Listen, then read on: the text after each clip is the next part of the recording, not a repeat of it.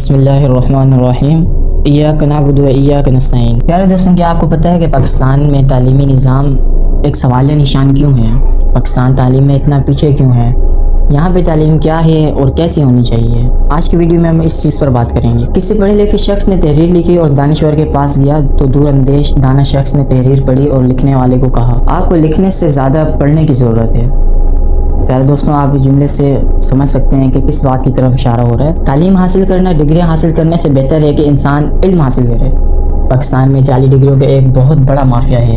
اگر انسان چند ڈگریوں سے عالم بن جائے تو چند لاکھ روپے سے ہر کوئی عالم بن سکتا ہے، مگر وہ عالم علم دے کر عالم پیدا نہیں کرے گا بلکہ جاہل پیدا کرے گا۔ پاکستان میں تعلیم جیسی بنیادی ضرورت کمرشلائزڈ ہو گئی ہے۔ اسکول، کالج، یونیورسٹی تک کمرشلزم کا شکار ہیں۔ لاکھوں کے اشتہارات میڈیا میں صرف تعلیمی اداروں میں داخلوں کے ہوتے ہیں۔ پاکستان آج 75 سالوں کے بعد بھی انگریزوں کے چھوڑے ہوئے تعلیمی نظام کو لے کر چل رہا ہے۔ دوستوں، آج بھی اسلام آباد کے ماڈل اسکولوں میں، جہاں 15 سالوں کی ملازمت کے بعد پرائمری ٹیچر بھی 1 لاکھ روپے تنخواہ لیتے ہیں، مگر جن نونہالوں کو پرائمری کی سطح پر کریٹی تعلیم دینی چاہیے، کتابوں اور بیگ سے 5 سے 10 سال کے بچے جھکے کندھوں کے ساتھ خوف و دہشت کی علامت بن کر اسکول جاتے ہیں۔ صبح ماں اور باپ کی ڈانٹ ڈپٹ، اسکول داخل ہوتے ہی اسکول ٹیچر کی اونچی اور خوفناک آواز ان کے حوصلے اور سیکھنے کی عزم کو خاک میں ملا دیتے ہیں۔ دوستوں، پرائمری بچوں کو تعلیم سے زیادہ تربیت کی ضرورت ہوتی ہے، جو کہ پاکستان میں بالکل نہ ہونے کے برابر ہے، مگر گھر اور درسگاہوں میں کہاں تربیت ہوتی ہے؟ وہاں آج بھی A for apple, B for ball, C for ship آ جاتا ہے۔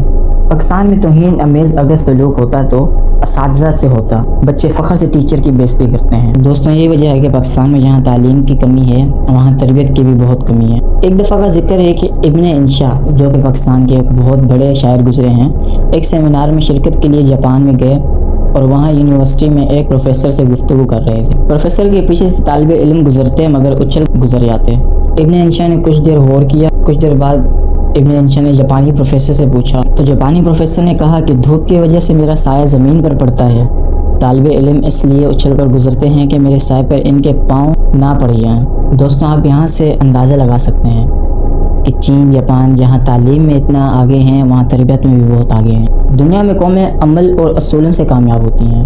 اگر پاکستان میں صرف تعلیمی نظام درست ہو جائے، طالب علم ڈگری سے زیادہ علم حاصل کرنے کی جستجو کریں تو ایک انقلاب آ جائے گا، ایک ایسا انقلاب جو کہ پوری دنیا کو اپنے گرفت میں کر لے۔ اس کے علاوہ دوستوں، میں آپ کو ایک بہت بڑی مثال دیتا ہوں۔ شمالی یورپ کا ایک چھوٹا سا ملک ہے فن لینڈ، جو کہ رقبے کے لحاظ سے دنیا کا 65 اور آبادی کے اعتبار سے دنیا میں 114ویں نمبر پر ہے۔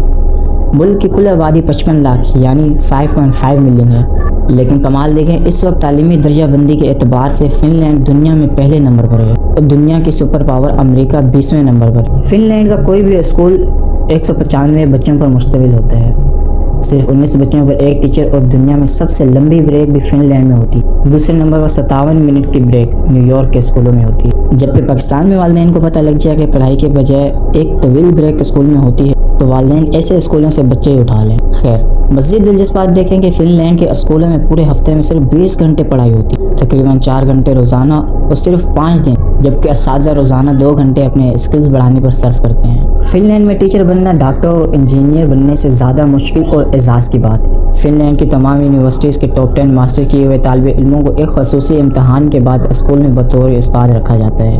دوستوں، کیا آپ نے پاکستان میں کبھی استادوں اور پروفیسروں کے لیے ٹاپ 10 لفظ سنا ہے؟ یہاں بدماشوں، بتاگیروں، فلم اسٹاروں اور گلوکاروں اور سرمایہ داروں کے لیے ٹاپ 10 سنایا جاتا ہے۔ فن لینڈ میں 7 سال سے پہلے کوئی بچہ اسکول نہیں جاتا اور ان بچوں کے لیے کوئی اسکول نہیں ہے۔ 15 سال سے قبل بچے سے اسکولوں میں کوئی باقاعدہ امتحان بھی نہیں جس میں ماں باپ اور اساتذہ بچے کی نیند حرام کریں۔ بچوں پر کھیلنے بھاگنے پر پابندی لگ جائے، دروازے اور کھڑکیاں بند کر دی جائیں اور ان کو نظر بند کر دیا جائے۔ گھروں میں آنے والے مہمانوں سے بھی ملنے اور بات کرنے پر پابندی ہوتی ہے۔ گھروں میں بچوں کے لیے کرفیو اور مارشل لاء کی کیفیت پیدا ہو جاتی ہے اور معصوم بچوں کو سیکھنے اور پڑھنے کی صلاحیتوں سے سلب کر دیا جاتا ہے۔